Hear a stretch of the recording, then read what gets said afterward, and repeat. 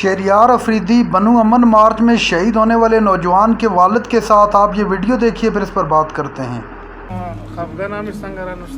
یہ پوری پاکستان کے لیے میسج ہے، میرے پاکستانیوں، یہ میسج ہے بنو سے، سفید بال سے۔ اللہ کہتا ہے میں حیا کرتا ہوں۔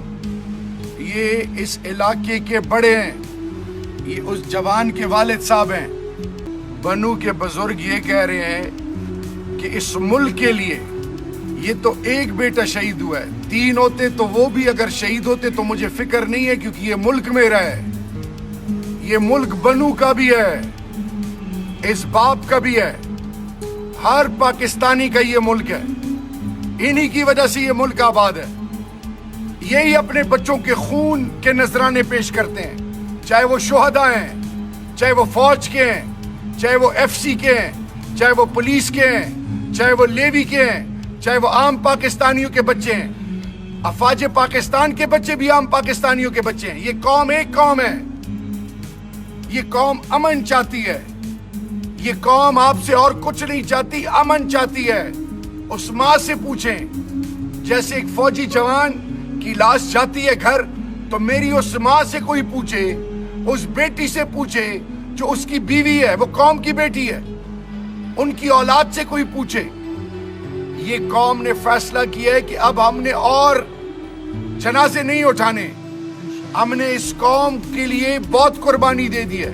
اب ایک قوم کو متفق ہونا ہے، قوم کو ایک ہونا ہے۔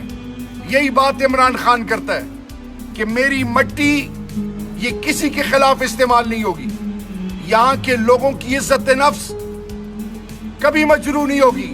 امیر اور غریب کی سوچ ختم ہے، یہ نہیں کہ امیر کے لیے الگ سوچ اور غریب کے لیے الگ۔